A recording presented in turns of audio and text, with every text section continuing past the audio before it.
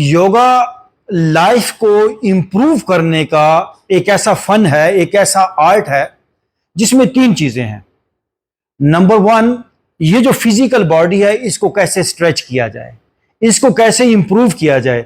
क्योंकि जो कुछ हम सोचते हैं या जो कुछ लाइफ के अंदर आसपास हमारे रूनुमा होता है, चाहे वो फैमिली में या दफ्तर में या कारोबार में, उसका डायरेक्ट असर हमारी बॉडी पर आता है। हमारे शोल्डर्स जो हैं वो जैम हो जाते हैं, फ्रीज हो जाते हैं, सर भारी हो जाता है। इसी तरह पूरी बॉडी हमारी हालातों वाकयात से मुतासर होती है। योगा का जो पहला स्टेप है उसको हम कहते हैं आसनाज, फिजिकल पोस्चर्स। तो इससे जो बॉडी के अंदर प्रेशर्स आए हैं वो रिलीज हो जाते हैं। बॉडी के अंदर एक स्ट्रेच आती है, जो बॉडी के अंदर जो तनाव, जो स्ट्रेस आई होती है वो रिलीज हो जाती है और आप फौरन लाइट हो जाते हैं। दूसरा जो योगा का मेन हिस्सा है वो है ब्रीदिंग। पूरी दुनिया के अंदर, in all over the world, लोग अपने फेफड़ों का पूरा इस्तेमाल ही नहीं करते। 30% लोगों के फेफड़े वर्किंग है। तो योगा आपको बताता है कि अपने लंग्स को कैसे एक्सपेंड किया जाए, डीप ब्रीदिंग कैसे की जाए, जो कि दुनिया के अंदर किसी और एक्सरसाइज के अंदर नहीं बताई जाती। जैसे ही हम अपने लंग्स को एक्सपेंड करते हैं, गहरे और लंबे सांस लेते हैं, हमारी रगों के अंदर जो खून दौड़ रहा है उसमें ऑक्सीजनेटेड ब्लड जो है वो हमारी बॉडी के अंदर दौड़ने लगता है and we become more live. याद रखिएगा, जहां पर ब्लड की सर्कुलेशन नहीं है वो हिस्सा हमारा उतना स्लो हो जाएगा। ब्लड की सर्कुलेशन क्यों नहीं होती? चंद वजूहात हैं। सिटिंग पोस्चर, हमारा लाइफस्टाइल, और जो मेन चीज है वो हमारे थॉट्स हैं। हमारे थॉट्स हमारी बॉडी को बहुत ज्यादा स्ट्रेस देते हैं।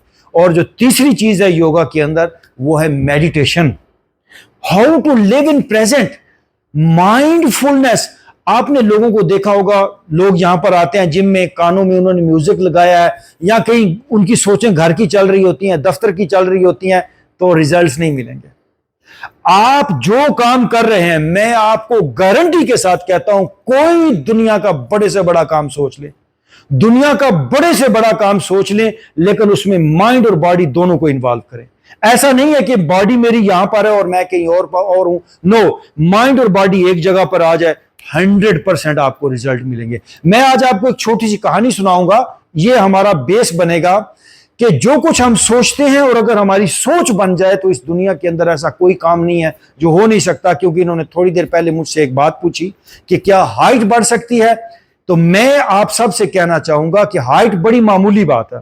ऐसा कोई काम दुनिया के अंदर नहीं है जो हो नहीं सकता, लेकिन इसके पीछे सोच है। ये जो कहानी मैं आपको सुनाने जा रहा हूं, क्योंकि अवैध साहब पाकिस्तान के यानी एक नेशनल लेवल के, बल्कि एक one of the best coach हैं, हेल्थ ट्रेनर हैं। इसको मैं हेल्थ कोच कहूंगा इनको, कि जो हेल्थ बांट रहे हैं। तो ये कहानी ये लोगों को बताएंगे ताकि लोगों का माइंड बने।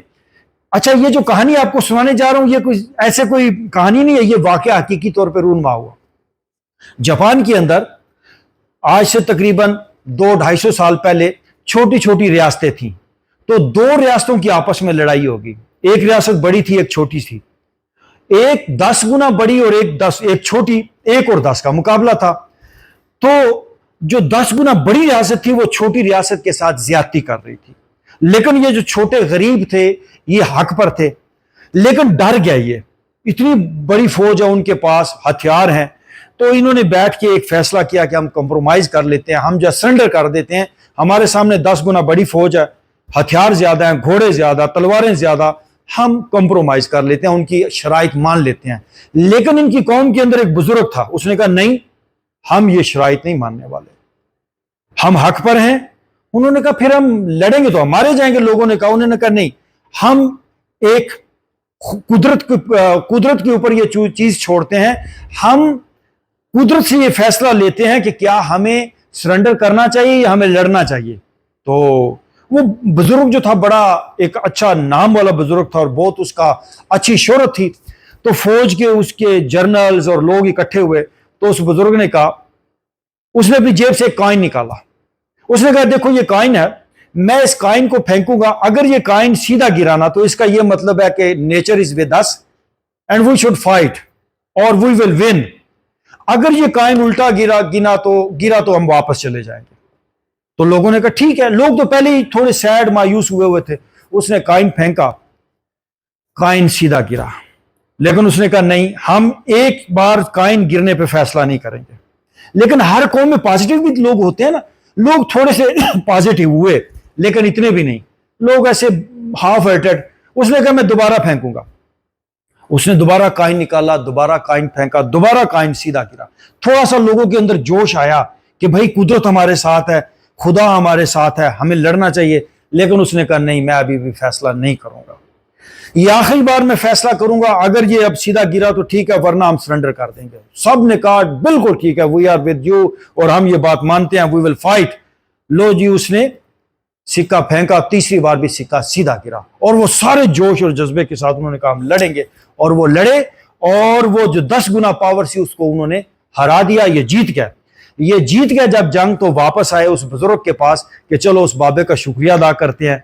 जब शुक्रिया अदा करने के लिए आए तो उसने कहा मेरा शुक्रिया अदा मत करो, शुक्रिया इस सिक्के का अदा करो, ये दोनों साइड से एक ही तरह का है, ये बोथ साइड सेम सिक्का मैंने बनाया हुआ है, सिर्फ आप लोगों के माइंड के लिए।